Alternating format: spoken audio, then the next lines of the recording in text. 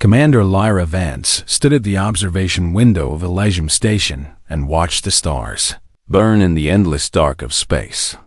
She had stood at this same window 1,000 times before, but tonight felt different. Tonight the silence between the stars seemed to whisper warnings that she could not understand. She was 34 years old and had spent 15 of those years serving the Terran diplomatic corps. Her record was perfect, her reputation legendary, and her gift was something that could not be taught or learned. Lyra Vance could talk anyone into anything. They called her the Silver Tongue of Terra across 12 star systems. She had walked into rooms filled with enemies who wanted nothing more than to kill each other and walked out with peace treaties signed and weapons lowered. She had convinced warlords to spare cities, persuaded admirals to retreat from battles, and talked entire civilizations back from the edge of extinction. Her voice was her weapon, her shield, and her greatest treasure. When Lyra spoke, people listened, not because she was loud or forceful, but because every word she chose was perfect, every sentence crafted like a master sculptor shaping stone into art. But tonight, as the alarms began to scream throughout Elysium Station, Lyra felt a cold fear creep into her heart. She had never felt fear like this before, and she did not understand why it gripped her so tightly. Commander Vance to the bridge immediately. The announcement echoed through the corridors, and Lyra was already running before the words finished. When she arrived at the bridge, Captain Morrison's face was pale as death. He pointed at the main view screen, and Lyra felt her blood turn to ice surrounding. Elysium Station in a perfect sphere of death were 300 warships of the Cathari Dominion. They came out of hyperspace 10 minutes ago, Captain Morrison said, his voice shaking. They have not fired. They have not communicated. They are just sitting there and waiting. Lyra studied the ships on the screen. The Cathari were a warrior species who had conquered half a galaxy through blood and fire. Their ships were black as night and shaped like the claws of some terrible beast. Every line of their design spoke of violence and death. "Open a channel," Lyra commanded, and her voice was steady even though her heart pounded like a drum. "I will speak to them." The communication officer worked frantically at his console. "Channel open, Commander." Lyra stepped forward and began to speak. She used the formal greetings of the Cathari language, showed respect for their warriors and their empire, and asked what had brought them to this neutral station in such numbers. The response came not in words, but in action. The largest ship in the fleet moved forward, and from it came a shuttle that docked with Elysium Station within minutes. "They want to meet face to face," Captain Morrison said. "Commander, you cannot go alone. These creatures are killers." "I have to go alone," Lyra replied. "If I bring guards, they will see it as an insult, and they will destroy this station and everyone on it. Trust me, Captain, my voice has never failed." She walked to the docking bay alone. Her footsteps echoed in the empty corridor, and with each step she reminded herself of every success she had ever achieved. She had faced worse odds than this. She told herself she would find the right words. She always found the right words. The airlock opened with a hiss, and Lyra Vance came face to face with a nightmare made flesh. He was 7 feet tall and covered in natural armor that looked like it had been forged in the heart of a dying star. His eyes were red as blood, and his mouth was filled with teeth designed for tearing meat from bone. He wore a ceremonial battle dress that was decorated with the bones of his enemies, and in his hand he carried a blade that hummed with deadly energy. "I am Vorath the Silencer," he announced, and his voice was like thunder rolling across a battlefield. "I am the champion of the Dominion, undefeated in 300 ritual combats. I have come for the one they call the Silver Tongue." Lyra stood her ground even though every instinct screamed at her to run. "I am Lyra Vance," she said calmly. "I am honored to meet such a famous warrior, and I hope we can discuss whatever has brought you here in peace." Vorath laughed, and the sound was cruel and cold. You humans think your words have power, he snarled. You think your soft voices can change the universe. But we Cathari know the truth. Words are nothing without strength to back them up. Words have ended wars, Lyra replied. Words have built civilizations and united enemies. Words are the most powerful force in. She never finished that sentence. Voreth moved faster than anything she had ever seen. One moment he was standing 3 meters away, and the next his massive hand was wrapped around her throat, lifting her off the ground as if she weighed nothing at all. Among my people, the voice is where the soul lives, Voreth growled into her face. When I silence an enemy, I take their soul and add its power to my own. Your voice is famous across the galaxy. Silver tongue him. Imagine how much stronger I will become when I take it from you. Lyra tried to scream, tried to call for help, but his grip was too tight. She felt his fingers pressing against her throat, felt something vital beginning to break. There was a horrible snapping sound, and pain exploded through her entire body. White fire burned through her neck, and she could feel something tearing, something dying inside her. Voreth released her, and she fell to the ground like a puppet whose strings had been cut. She tried to speak, tried to cry out, but no sound came from her throat, only a wet, horrible rasping. Your soul is mine now, Voreth declared as he turned and walked back to his shuttle. Tell your people that the Dominion is coming, and their greatest voice will never speak again, if you can tell them anything at all. The airlock closed behind him, and Lyra lay on the cold metal floor, clutching her ruined throat. Tears streamed down her face as she tried again and again to make any sound at all, but there was nothing, only silence. When the medical team found her, she was still trying to scream. Dr. Chun's face told her everything she needed to know before he even spoke the words. The damage is too severe, he said softly, holding her hand as she lay in the medical bay. Your vocal cords are completely destroyed. We can rebuild many things, Lyra, but this, I am so sorry, but you will never speak again. Lyra closed her eyes and felt her world collapse around her. Everything she had been, everything she had built, everything she had accomplished, it was all gone in a single moment of violence. The silver tongue of Terra had been silenced forever, and somewhere out in the darkness of space, a monster was laughing at her pain. 3 weeks had passed since the attack, and Lyra Vance had not left her quarters in all that time. She sat in the darkness and stared at the walls and felt the weight of her silence crushing her like a mountain of stone. The doctors had done everything they could. They had used the most advanced medical technology that humanity possessed. But the damage Voreth had caused was too complete, too perfect. He had destroyed her voice with the precision of a surgeon and the cruelty of a demon. She had received hundreds of messages from people across the galaxy. Diplomats she had worked with, leaders she had helped. Ordinary people whose lives had been saved by her words. They all sent their sympathy and their sorrow. But none of them could give her back what she had lost. Admiral Reeves had offered her a medical discharge with full honors. She could retire to any colony world she chose and live out her days in comfort and peace. But what kind of peace could she ever find when every moment of silence reminded her of what had been stolen? The worst part was the news that kept coming from the frontier. Emboldened by their victory over the famous Silver Tongue, the Cathari had begun raiding human settlements with renewed fury. They saw her defeat as proof that humanity was weak. The Terrans could be broken and destroyed. 3 colonies had been attacked in the past week alone. Hundreds of people were dead. Thousands more were fleeing their homes. And it was all because of her, because she had failed, because she had let that monster take her voice. Lyra wanted to scream her rage at the universe, but she could not even do that. All she could do was sit in the darkness and hate herself for being so weak, so helpless, so broken. A knock came at her door, but she did not answer.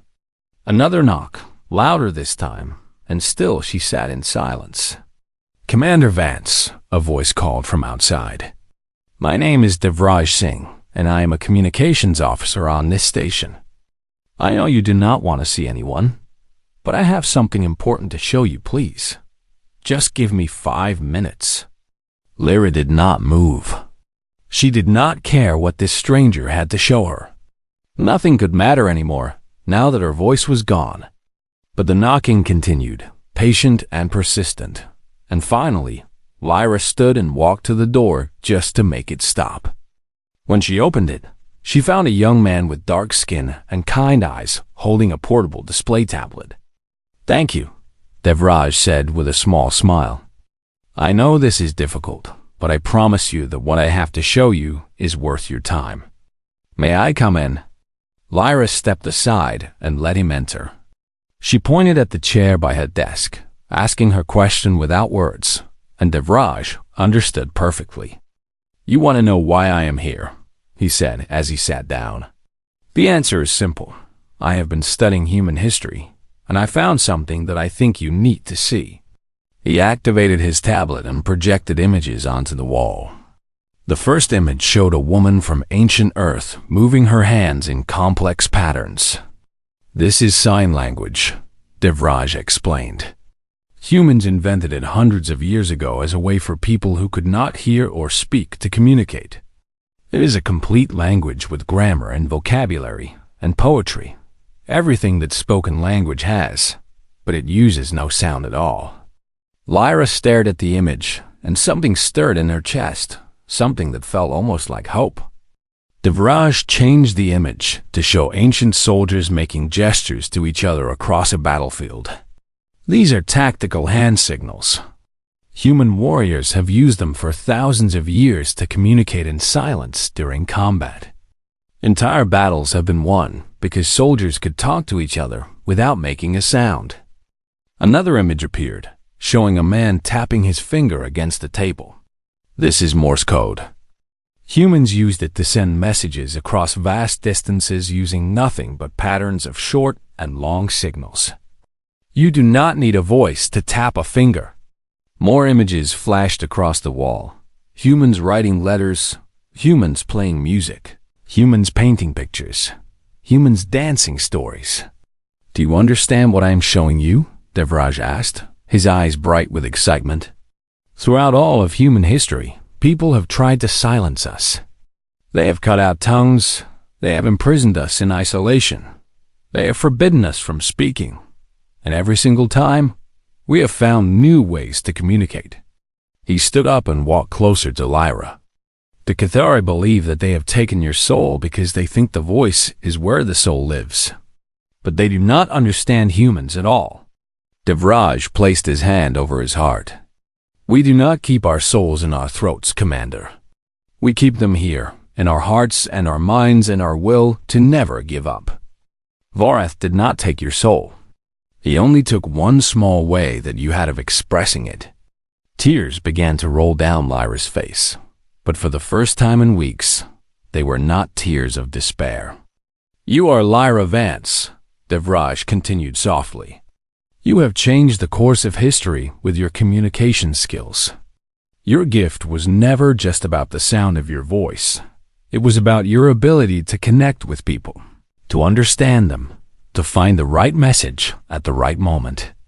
And that gift is still inside you, waiting to be used in new ways." Lyra grabbed the tablet from his hands and typed rapidly on the screen. The synthesized voice spoke her words aloud. "You really believe I can still make a difference?" "I know you can," Devraj replied with absolute certainty. "But more importantly, I know something about the Cathari that you might find interesting." He brought up another image, ancient Cathari carvings showing their ancestors, making gestures similar to human sign language. Before the Cathari developed spoken language, they had a system of sacred gestures called the Old Ways. It is a form of communication that predates their entire civilization. Modern Cathari have forgotten what most of the gestures mean, but they are still honor-bound to recognize and respect them. Lyra's eyes went wide as she began to understand what Devraj was suggesting. Their laws state that any warrior who silences an enemy must accept a rematch if the defeated party issues a challenge through the old ways. Devraj explained. Vorath cannot refuse. It would mean disgrace and exile for him. Lyra typed furiously on the tablet. Where can I learn these old ways? Devraj smiled.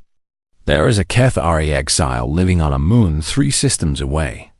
He was cast out of their society for questioning warrior traditions.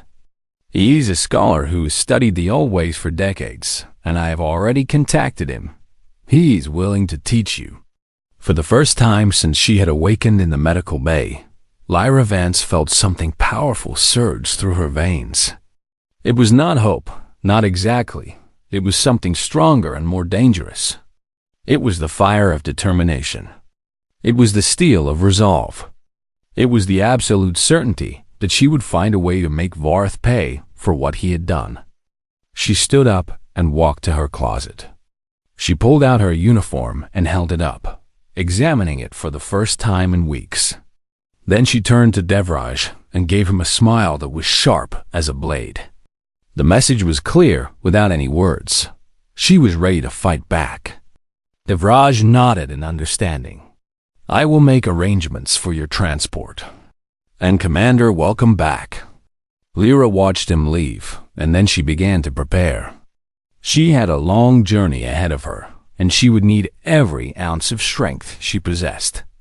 The silver tongue was gone forever, but something new was being born in its place, something that would make the Kethari wish they had never heard the name Lyra Vance. The moon of Kethver was a cold and desolate place where nothing grew and nothing lived except for one lonely exile in a cave carved from ancient stone. Lyra's shuttle landed on the barren surface, and she stepped out into the freezing wind with determination burning in her heart. The cave entrance was marked by symbols that she did not recognize, ancient writing from a time before the Kethari had become the brutal conquerors they were today. She walked inside and found herself in a vast chamber lit by glowing crystals that had been growing in the darkness for millions of years. So you are the human whose soul was stolen. A deep voice rumbled from the shadows. I have heard stories about you, Silver Tongue, or should I say former Silver Tongue. Lyra did not flinch at the cruel words. She had learned to control her emotions during her journey here, and she would not be provoked so easily. A figure emerged from the darkness, a Kethari like Vorath but older, smaller, and with eyes that held wisdom instead of cruelty. His armor was faded and worn, and the bones that decorated it were ancient and crumbling. I am Korath the Forgotten, he announced. I was once a great scholar of my people, a keeper of the old ways and the ancient wisdom. But I asked too many questions and challenged too many traditions, and for that crime I was cast out and condemned to die alone on this frozen rock. Lyra pulled out her tablet and typed her response. Will you help me learn the old ways so I can challenge Vorath?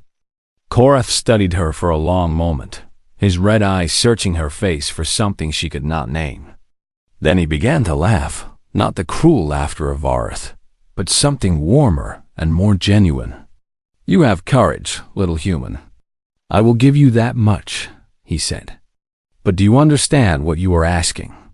The old ways are not just gestures to be memorized.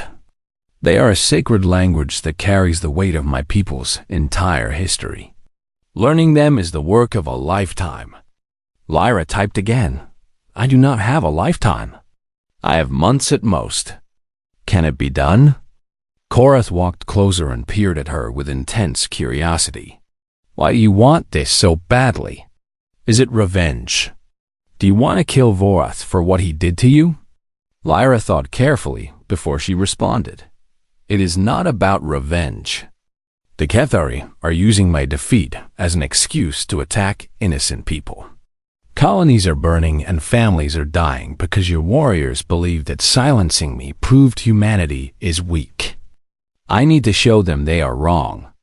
Korath nodded slowly. A worthy reason. Perhaps there is hope for your species after all. He turned and walked deeper into the cave, gesturing for her to follow. The old ways were created before my people learned to speak. They were how our ancestors communicated during the Great Silence, when our world was covered in a predator species that hunted by sound. Our people survived only by learning to talk without making noise.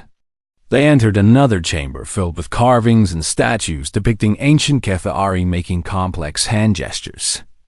Over thousands of years, the old ways developed into a complete language with its own grammar and poetry. But when my people finally developed spoken language, the old ways were gradually forgotten. Today, most HFY know only a handful of the basic gestures. Lyra typed, but they still recognize them? They must, Korath replied firmly. The old ways are considered sacred. Any HFY who refuses to acknowledge a proper gesture from the old ways would be committing blasphemy against our ancestors. Even Vorath, with all his power and glory, cannot ignore a challenge issued through the ancient forms. Lyra smiled and typed, "Then teach me everything." The months that followed were the most difficult of Lyra's entire life. Every day she trained from the moment she woke until she collapsed from exhaustion. She learned not just the gestures of the old ways, but the philosophy behind them. The idea that true communication came from the soul, not the mouth. Korath was a harsh teacher who accepted nothing less than perfection. Every gesture had to be precise. Every movement had to carry the exact emotional weight that the ancient forms demanded. A single mistake could change the meaning of an entire message. "You are thinking too much," Korath would shout at her. "The old ways are not spoken with the hands. They are spoken with the heart. Stop trying to remember the movements and start trying to feel them." But Lyra also trained her body for combat. She knew that the challenge would end in a fight, and Vorath was the greatest warrior the HFY had ever produced.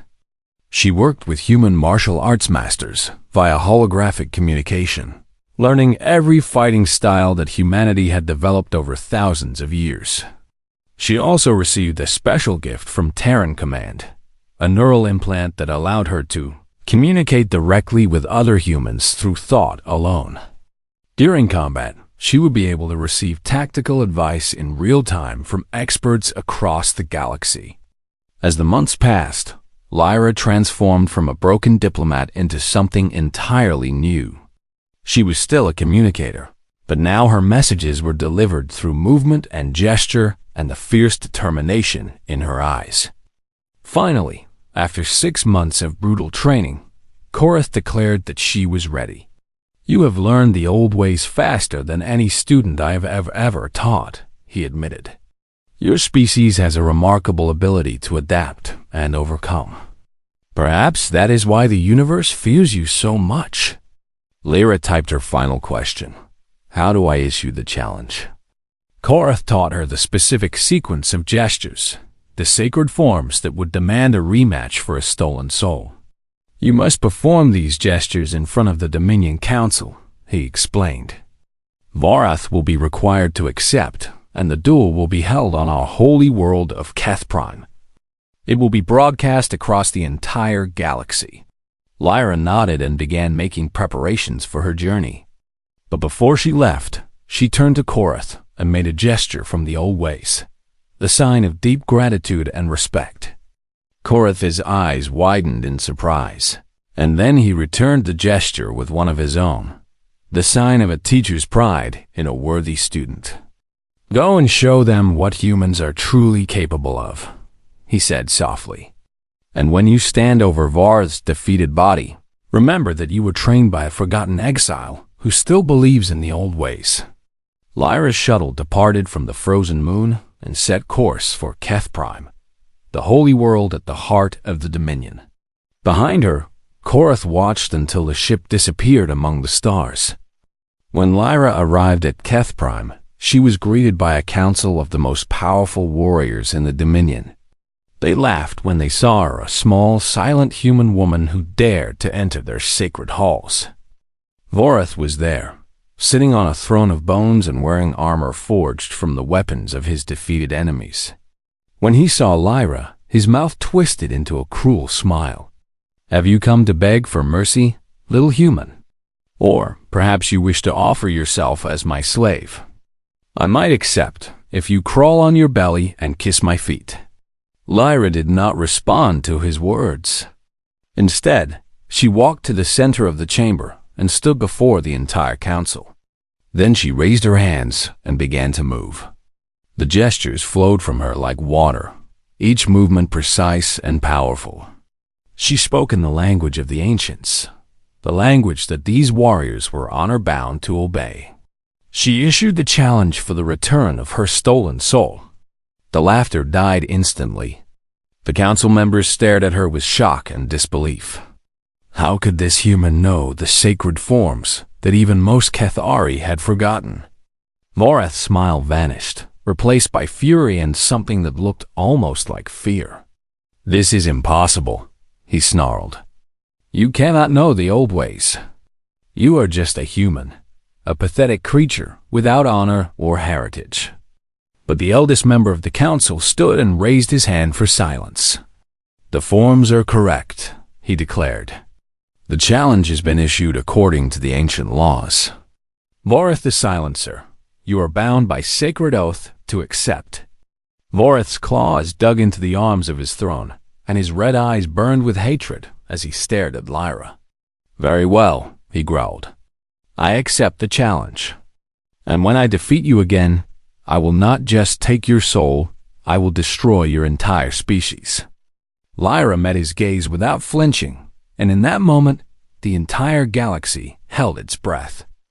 The duel was set for 1 week from that day, and every sentient being who could access a communication feed would be watching. The Arena of Souls was carved from the black volcanic stone of Keth Prime's most sacred mountain. It was ancient beyond measure, built in the time when the Cathari were still learning to become the warriors they would one day be. For 10,000 years, champions had fought and died on this ground, and the stone was stained dark with the blood of legends.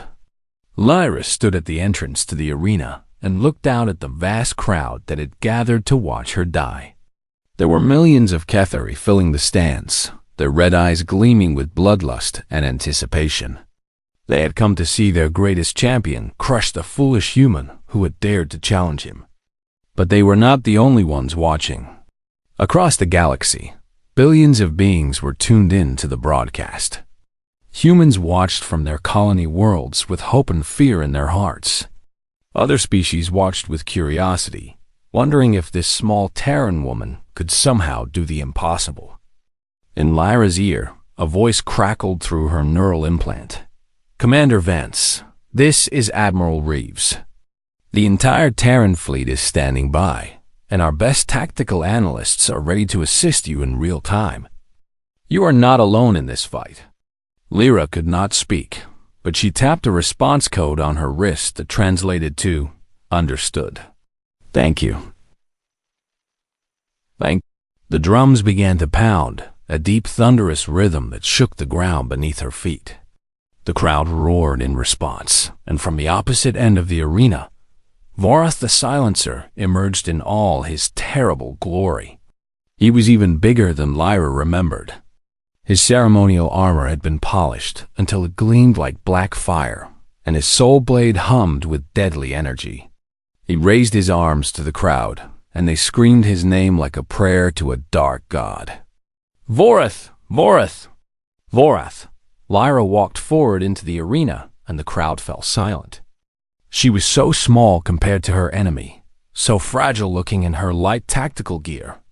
She carried no weapons, no armor, nothing but her training and her will.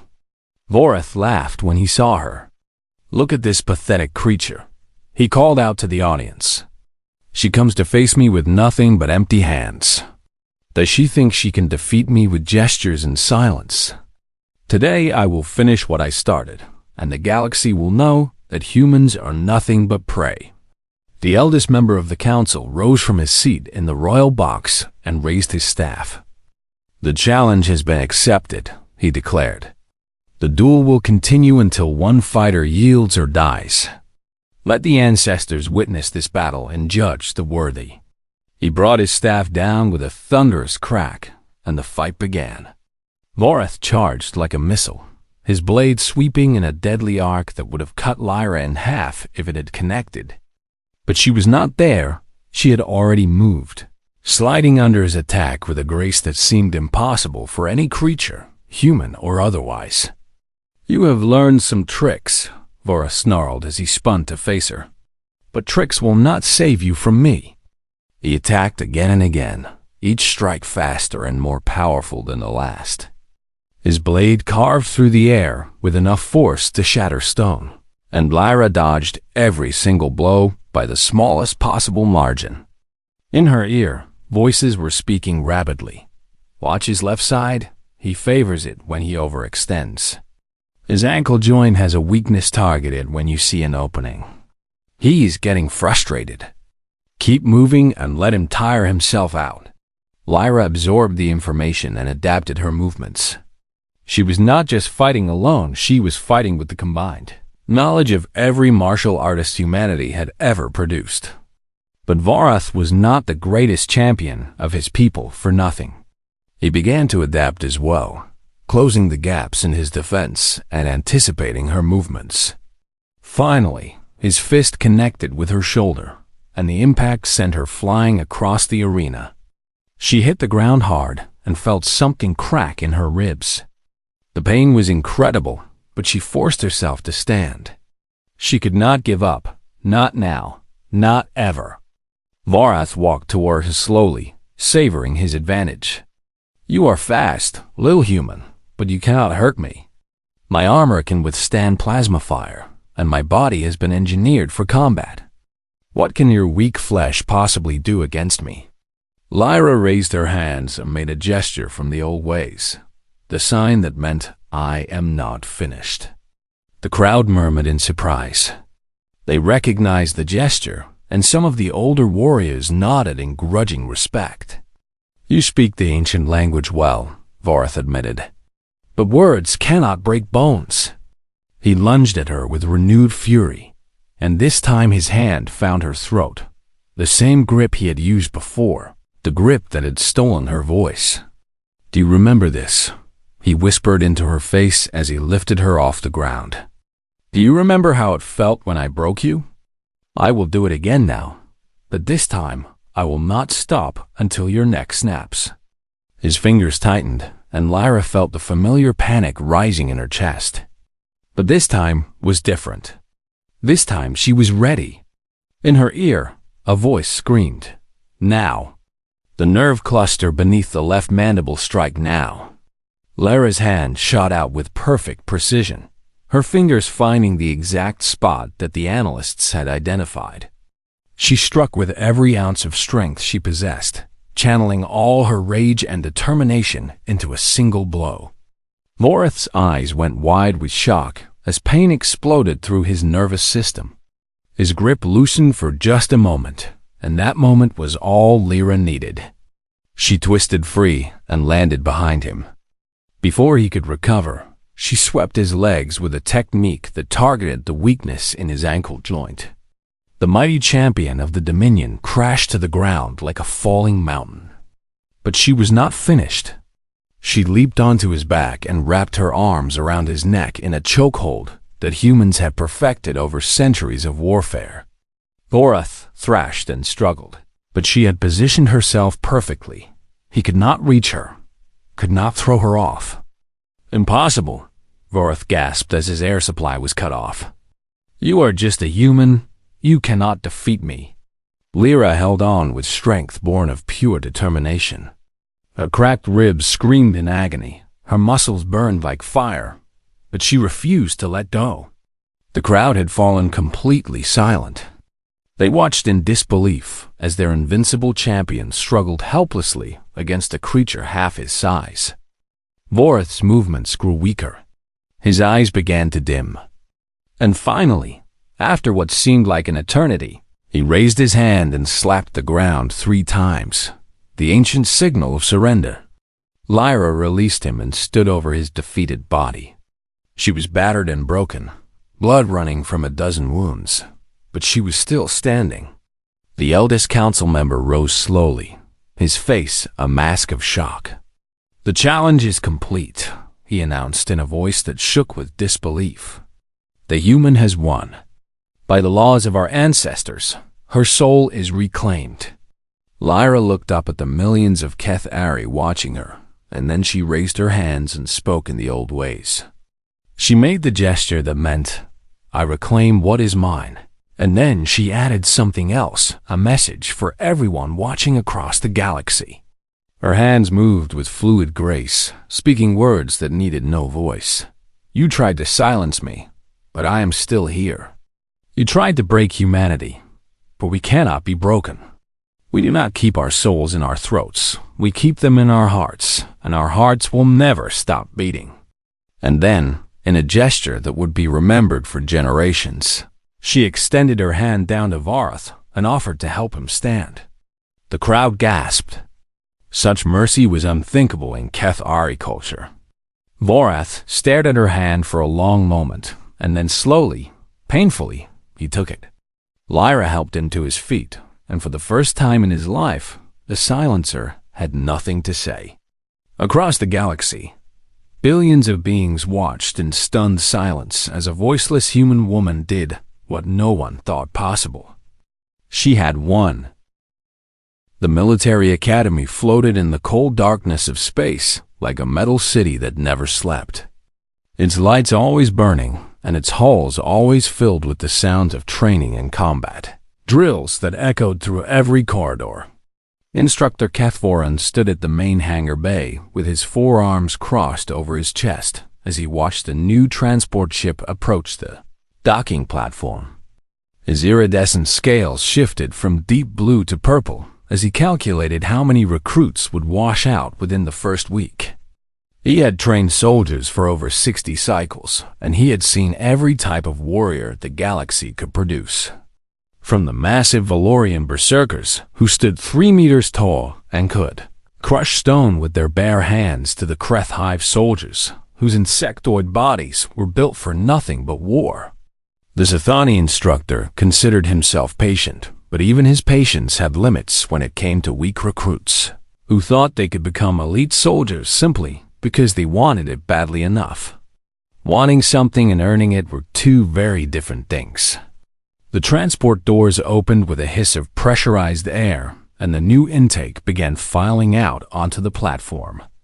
Kethvoran's 4 eyes scanned each one as they passed, and he made mental notes about which ones might have potential.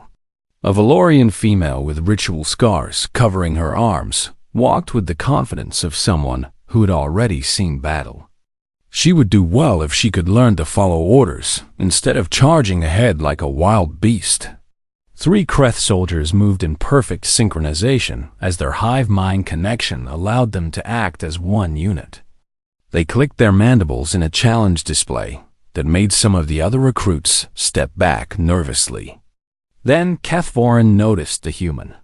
The small figure walked down the ramp with no particular urgency. He was unremarkable in every way that mattered to a military instructor. His body was soft and unarmored with no natural weapons like claws or fangs or venomous spines. His eyes were forward-facing like a predator, but his frame suggested prey more than hunter. Humans were new to the Galactic Coalition. They had been granted provisional membership only 12 standard years ago after their first contact with a Qualathi exploration vessel. Most species in the Coalition still did not know what to make of them. Kethvoran had read the reports about humanity, a small species from an unremarkable planet on the outer edge of the galaxy. They had achieved spaceflight relatively recently, and their technology was decades behind most Coalition members. They were adequate engineers and surprisingly skilled negotiators, but no one considered them warrior material. The human male stopped in front of Kethvoran and offered a gesture that humans apparently used as a sign of respect. He pressed his hand to his forehead in what they called a salute. "Recruit Marcus Cole reporting for training," the human said in a calm voice that carried no fear or excitement. Just simple acknowledgement of his situation. Kethvoran checked his datapad for the human's file and found almost nothing of interest. Former planetary defense corps with no notable engagements and no distinguished service medals. He had been assigned to the academy through some bureaucratic process that Kethvaran did not care to understand. Probably a political gesture to make humanity feel included in coalition military operations. "You will report to Training Group 7, Kethvaran said as he assigned the human to the remedial combat unit without a second thought. There was no point wasting resources on a recruit who would likely wash out before the first month ended. Marcus Cole simply nodded and walked toward the barracks without complaint or argument. He did not boast like the Valorians or posture like the Kreth. He just accepted his assignment and moved on. Kethvaran forgot about him almost immediately. The first week of training separated the serious candidates from the pretenders as Kethvaran pushed every recruit to their physical and mental limits. The Valorians thrived in the combat exercises, while the Kreth excelled at tactical coordination. Even the Kulathi recruits with their fragile bodies showed impressive technical skills. The human kept pace but never stood out. He completed every exercise adequately, but never exceptionally. He ran the endurance courses without complaint but finished in the middle of the pack. He scored passing marks on the combat simulations, but never approached the elite threshold. Kethvaran observed him during a hand-to-hand combat drill against a Sithani recruit who outweighed him by 50 kilograms. The human lost the match, but he kept getting back up after every throw until the timer ended. It was stubborn, but stubbornness alone did not make a soldier. "You fight without technique," Kethvaran told the human after the drill. "You rely on endurance instead of skill." Marcus Cole wiped blood from his lip and nodded. "I understand, instructor." "Understanding is not enough," Kethvaran replied as his scales shifted to a stern gray. "You must improve or you will be sent home." "I will work harder," the human said with no defensiveness in his voice. He simply accepted the criticism and returned to his training group. The other recruits largely ignored the human. The Valorians saw him as too weak to bother challenging, while the Kreth did not consider him worth adding to their threat assessments. He ate alone in the mess hall and trained alone during free periods. A ghost in a station full of warriors. 2 weeks passed and the human remained unremarkable in every measurable way. Kethvaran had already written him off as another political recruit who would return to his homeworld with a participation certificate and nothing more. The combat potential scans were scheduled for the next cycle. Every recruit would pass through the founder scanning technology that measured their true warrior capabilities. The scans never lied and they never made mistakes. They revealed what each being was truly capable of regardless of their current performance. Kethvaran expected no surprises. The Valorians would score in the elite range, while most others would fall somewhere in the advanced or standard categories. The human would probably score below average, and that would be the end of his military aspirations. He could not have been more wrong. The scanning chamber waited in the heart of the station, like a temple to ancient technology. Within its walls, the truth about every recruit would be revealed. And the truth about humanity would change everything the galaxy thought it knew about the soft species from the unremarkable planet on the edge of known space. But that revelation was still one cycle away. For now, Marcus Cole was just another recruit, and Kethvaran was just another instructor who had no idea what was coming.